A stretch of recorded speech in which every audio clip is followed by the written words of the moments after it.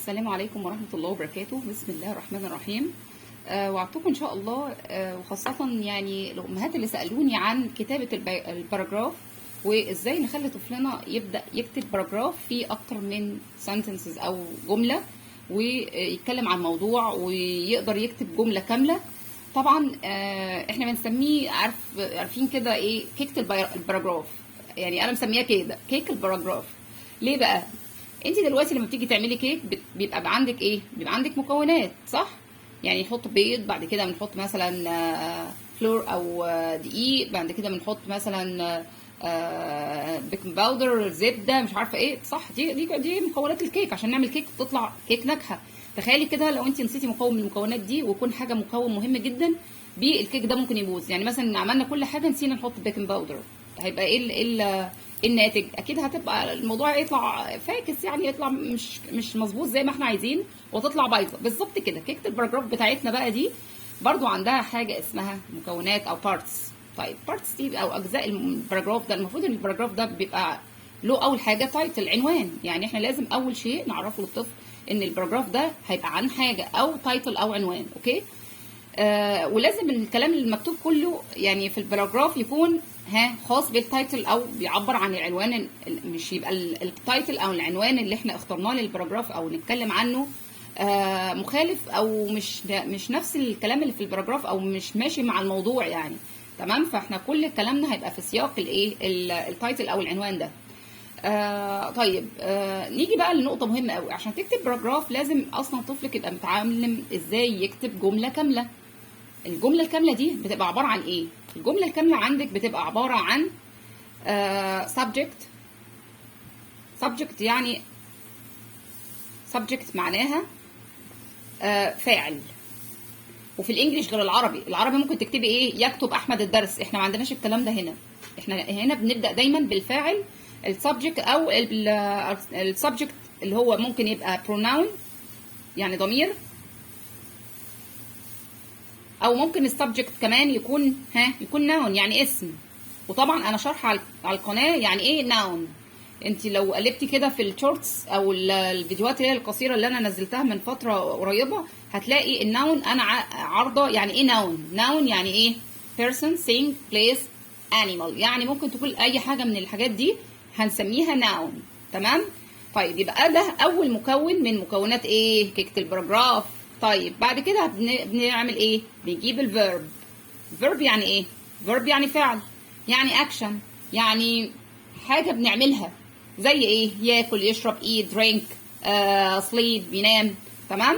طيب تخيلوا كده طفلك ما عندوش حصيله لغويه، ما يعرفش nouns، ما يعرفش pronouns، ما يعرفش verb، هيبدا يكون جمله يعمل لك باراجراف؟ طبيعي لا. يبقى احنا ما نمشيش عكس، ما نجيش نعلم الباراجراف وبعد كده نقول مكوناته. لا، احنا نخلص المكونات دي مكون. تمام؟ او البارتس دي، الاجزاء دي، واجزاء اللي هو ايه، السبجكت الفاعل، او ممكن يبقى subject pronoun. نعرفه الحاجات دي، نحفظه. الفاعل ده ممكن يبقى noun، فطبعا نحفظ يعني ايه noun. نبدا نحفظه الناونز اللي هي ايه، الاسماء، كل الاسماء، الاشياء اللي حوالينا، الثينجز، الاشياء اللي بنستخدمها زي البوك، البن، دي كلها بنسميها ايه، او التيبل او التشير، دي كلها ثينج. نبدا نعرفه في الناون مثلا الايه، نعرفه مثلا اسماء الانيمالز، الحيوانات، الفروتس، الفيجيتابلز، دي كلها بنسميها تتحط تحت بند الايه، الناون. والبروناون طبعا احنا عارفينها، اللي هم مين هم الضمائر. طبعا اللي هو انا، اي، وانت، يو، نحن، وي، هي وشي وات وذي، كل دي اسمها بروناون. لازم طفلك يكون حافظ البروناون علشان يقدر يعمل ايه، يجيب لنا ناون او بروناون هنا ويبدا يكون جمله اولها فاعل. لازم السبجكت اول شيء بنبدا بيه، ما ينفعش نبدا بالفيرب. يعني ما ينفعش نقول ايت علي مثلا بنانا مثلا. ينفع نقول الكلام ده؟ ينفع نبدا بالفعل؟ لا، ما عندناش في الانجليش حاجه زي كده. لكن لازم نبدا بالفاعل او السبجكت. بعد كده بنبدا بايه، نروح على الفيرب ونشوف حكايته. الفيربس بقى الافعال كتير جدا، لازم نكون محفظين الطفل اصلا فيربس كتير قوي بيستخدمها كتير جدا، وينفع ان احنا نكون عن طريقها جمله. طيب ايه هي الفيربس اللي المفروض الطفل يعرفها؟ انا كاتبه برضو ويعني منزله على القناه تقريبا اكتر 30 40 مثلا كده فيرب بنستخدمه كتير قوي. ولازم يكونوا معانا زي مثلا write و read و walk drink eat close open listen. في افعال كتير قوي لازم الطفل يكون عارفها، ومن خلالها هنزود حصيلته اللغويه، ان هو عارف verbs كتير قوي يقدر يكون منها ايه جمله. طيب اخر حاجه كمان هيبقى عندك ايه؟ الاوبجكت اللي هو الفاعل، المفعول، سوري، الاوبجكت اللي هو الايه؟ المفعول اللي هو بنكمل بيه الجمله بقى. تمام؟ زي مثلا احمد eating ايه is eating ايه مثلا ميت مثلا، او ساندويتش. الساندويتش ده هو ده الاوبجكت بتاعي. تمام؟ اللي بقى في البيل ايه؟ الجمله. طيب يبقى احنا المكونات دي، لو احنا تخيلي كده انت مش معرفه طفلك المكونات دي وعايزاه يكتب باراجراف عن موضوع، الباراجراف اصلا بيتكون من ايه؟ احنا قلنا تايتل، بعد كده اوبننج، جمله اوبننج يعني افتتاحيه كده للموضوع، هنتكلم عن الموضوع، يبقى جمله افتتاحيه تخص الموضوع، بعد كده الموضوع نفسه، وبعد كده ايه؟ نتكلم عن الموضوع بقى في صوره جمل، وكل جمله طبعا بنعمل ايه؟ فول ستوب، بعد كده نبدا جمله ثانيه جديده، وبنبدا الجمله الجديده لو باسم طبعا هنكتب الاسم بكابيتال ليترز، يعني الحروف الكابيتال، وبعد كده بنكمل، وبعد كده بيبقى فيه ايه؟ اند او نهايه، بنختم بقى بجمله مشهوره باي حاجه ان احنا استمتعنا والكلام من ده. طيب دي مكونات الايه؟ الباراجراف. ولازم طبعا لما نيجي نبدا باراجراف لازم يكون كل كلامنا مرتبط بالتايتل او العنوان، ما يبقاش كلامنا هنا عمال اكتب في جمل ملهاش علاقه بالتايتل خالص، لا، لازم تكون تايتل الجمل او السنتنس اللي احنا بنكتبها تكون مرتبطه ارتباط كلي بالتايتل. ولازم بنكتب الباراجراف بنسيب ايه؟ حاجه اسمها ازاحه كده، يعني نبدا من هنا مثلا ونكتب ادي جمله، نحط فول ستوب، بعد كده نبدا من هنا تاني، ما نسيبش الازاحه دي. شايف المسافه اللي احنا سيبناها دي؟ ما نسيبهاش هنا، لا، نبدا نكتب ايه؟ اهي جمله فول ستوب مثلا، هنبدا جمله تانية، خلصت الجمله هنا نحط فول ستوب هنا ونكمل الجمله عادي. لكن في اول حاجه هنا بعد العنوان لازم نسيب سبيس او مسافه كده فاضيه ما فيهاش اي حاجه، ونبدا نكتب من هنا الايه؟ الباراجراف بتاعنا. طيب الباراجراف كمان ممكن يبقى يعني يحتوي على ايه؟ على مشاعر. لازم طفلك يبقى عارف مشاعر او فيلينجز، مثلا هو كان سعيد مثلا سافر مثلا اسكندريه مثلا في اجازه الصيف ومش عارف ايه، فبيتكلم الموضوع عن الايه؟ عن مثلا فيزيتنج ايه؟ الكسندريا، زياره الى فيزيتنج تو الكسندريا، يعني زياره الى الايه؟ الى مدينه الاسكندريه مثلا.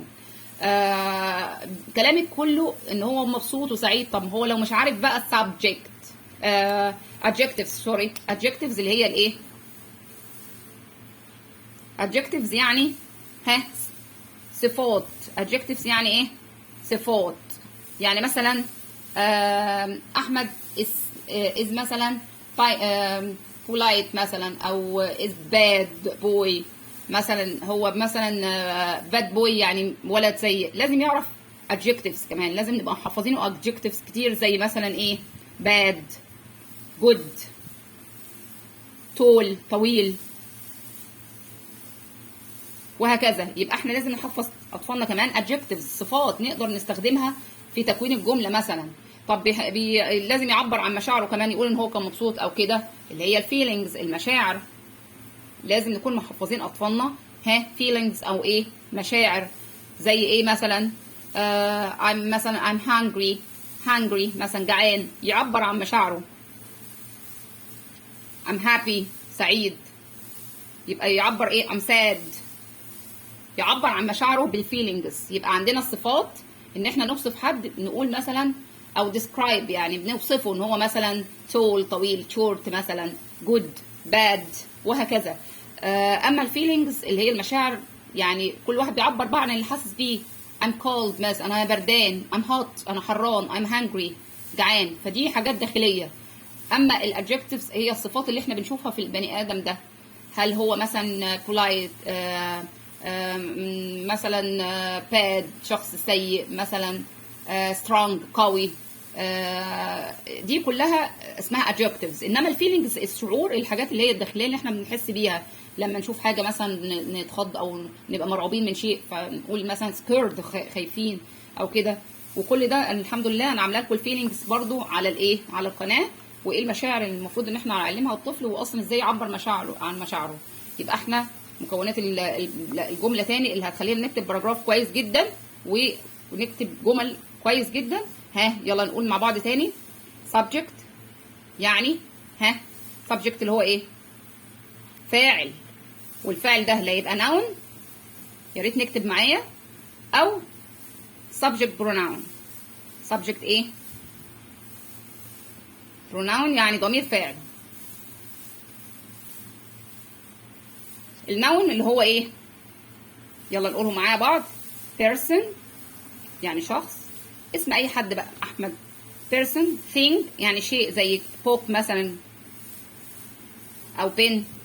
place مكان مثلا زي school، بنتكلم عن مكان. place زي school مثلا، او مثلا club. ممكن يبقى كمان animal. animal يعني حيوان. طب ايه هي الانيمالز اللي ممكن نتكلم عنها؟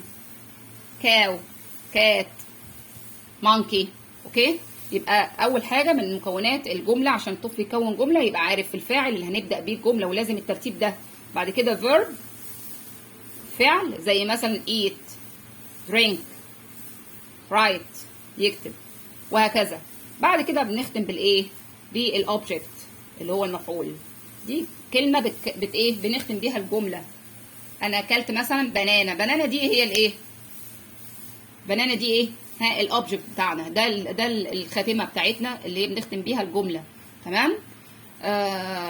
اتمنى او يعني ان شاء الله تكونوا قدرتوا احنا تعرفوا احنا عايزين نعمل ايه مع اطفالنا عشان خاطر يبدا يكتب كويس. احنا ما ينفعش نكتب عكس، يعني نمشي عكس.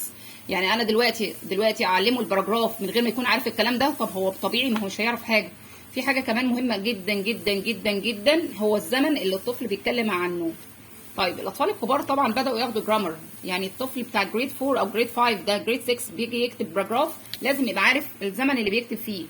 طيب لو هو مثلا بريزنت سيمبل، زمن بريزنت سيمبل اللي هو البسيط، بيبقى بنتكلم مثلا عن الفعل. تمام. لو هنكتب جمله مثلا انا عايزه اقول مثلا انا باكل مثلا ساندويتش او باكل لحمه مثلا، اقول ايه؟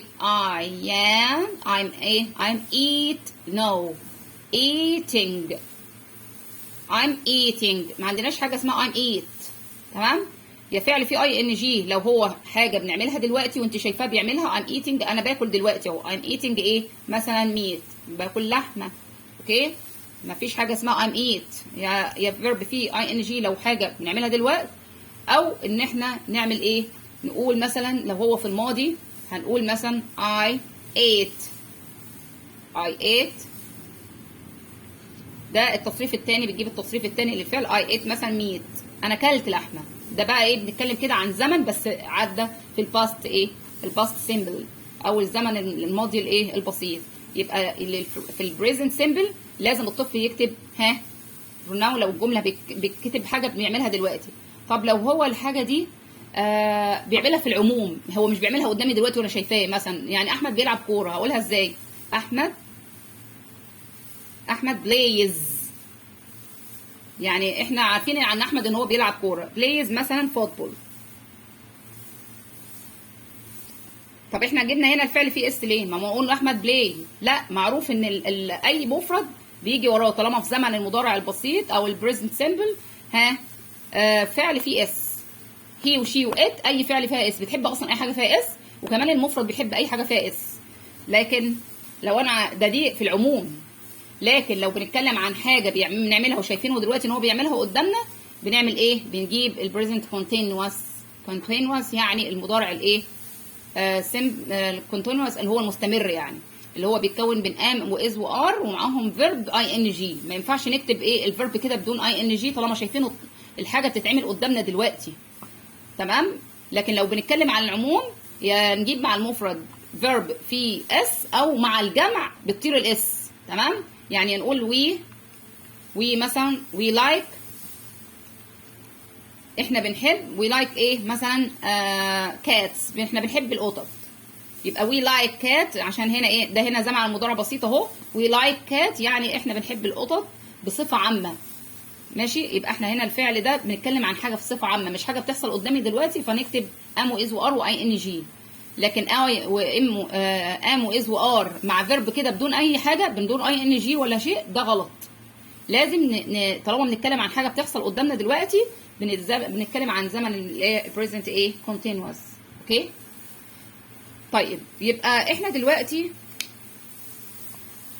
عرفنا الزمن. طب لو احنا بنتكلم عن حاجه في الفيوتشر في المستقبل، احنا دلوقتي عرفنا لو هو بيحصل قدامي دلوقتي يبقى هنستخدم ام مثلا واز وار. اوكي ام واز وار وفيرب اي ان جي لو بنتكلم عن حاجه بتحصل قدامنا دلوقتي. طب لو بنتكلم عن حاجه حصلت في الماضي، يا نجيب لو الفعل منتظم هنحط له اي دي، او لو هو irregular او غير منتظم نجيب التصريف ايه، التصريف الثاني للايه للفيرب. تمام. طيب لو بنتكلم عن جمله حاجه حصلت في الماضي، احنا بنتكلم عن زياره حصلت من شهرين، من اسبوع، من يومين، من امبارح. طيب ولازم نستخدم فيها كلمات بقى طبعا دالة على الماضي زي yesterday او the last مثلا او كده في الماضي. طب لو بنتكلم عن حاجه هتحصل في المستقبل هنتكلم عن الفيوتشر. المستقبل لازم will ومعانا فعل في المصدر will ومعاها ايه الانفينيتيف will وايه زائد الايه انفينيتيف اللي هو فعل في المصدر. I will go to school in the morning في الصباح. انا هروح المدرسه الصبح. I will go to school I will go to school ايه in the morning يعني في الصباح يعني. يبقى احنا حاجه هتحصل مستقبليه او in the future بنستخدم will والايه will ومعاها ايه will ومعاها الانفينيتيف يعني فعل في المصدر. will go will eat هاكل. will draw هرسم.